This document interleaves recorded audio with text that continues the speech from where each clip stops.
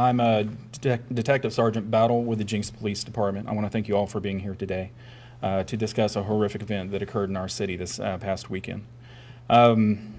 Just a summary of the events. On Saturday, December 14th, at approximately 12:46 hours, the Jenks dispatch received a 911 call requesting an ambulance and police response to 3706 West 106th Street.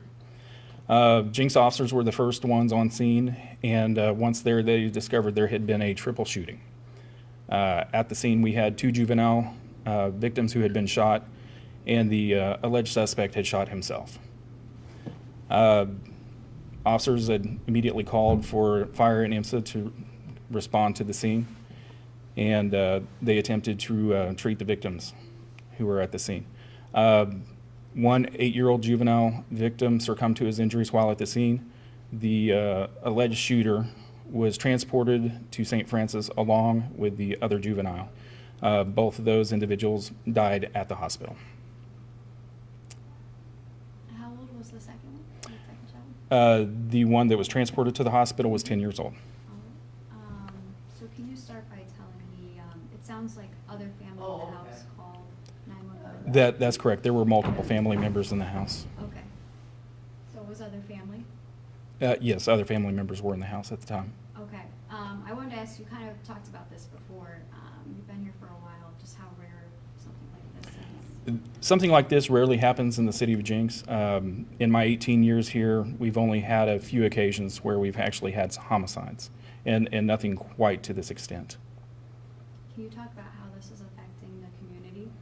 It's actually been very rough on the community. Thankfully, we have a wonderful community here in the city of Jenks, and there's been a lot of outpouring of support for the family.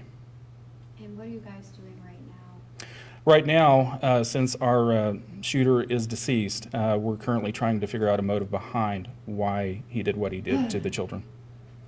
Do you guys have any idea of, mental, drugs, or anything? We've done some interviews, and there is some indication that this gentleman was feeling threatened, and that he felt that people were actually following him. Okay. Would that be based off of drugs, or are you still early in the investigation? We're still waiting for the findings coming back from the autopsy on that one. Okay, understandable.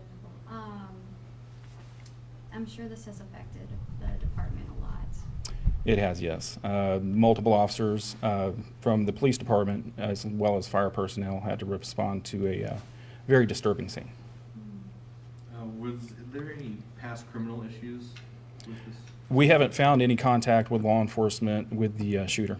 And you said there's no signs of a motive as of now? As of right now, we're still trying to work on that, yeah. And you guys have never been called to this house before? I don't believe we've ever been out there, no. Okay. Were there maybe any indications that there are marital problems? That's still under investigation. We're not sure. Okay. How many kids are in that family? I know of 4 that I know of, Okay. but it's a very large family, and multiple people live in that same household. Okay. Excuse me, guys. I'm sorry. That's okay. So, do you know if there's any kind of protective order in place, or possibly? There's nothing like that, no, sir.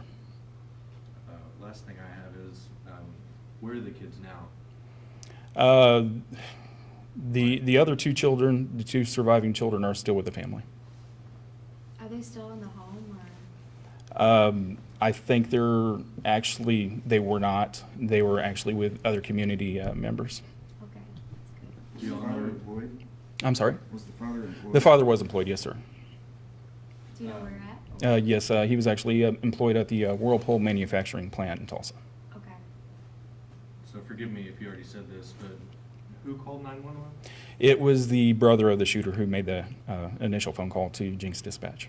Was there anything in particular that he said that you could tell us? Like, did his brother call him ahead of time, or was he there? There's nothing I can release on that right now. Okay. Did the brother live there, or? Yes, the brother lived there along with an extended family. Okay, and 2 other kids? Yes. Okay. Sounds good. Let's see. Do you know anything the community's doing From what I understand, there has been a GoFundMe site set up to assist the family in making the burial arrangements for the victims. So Jinx PD is a smaller police department compared Mhm. to the others in the metro. That's correct. Is this, I guess, straining on your resources as far as investigating? It is very taxing. Myself, I have to wear multiple hats.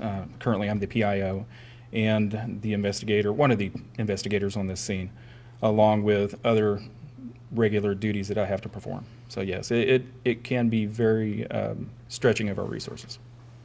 Can you talk about, you said there's only been, I think, 7 homicides in the past 18 years you've been here? If I remember correctly, yes, in my past 18 years, we've had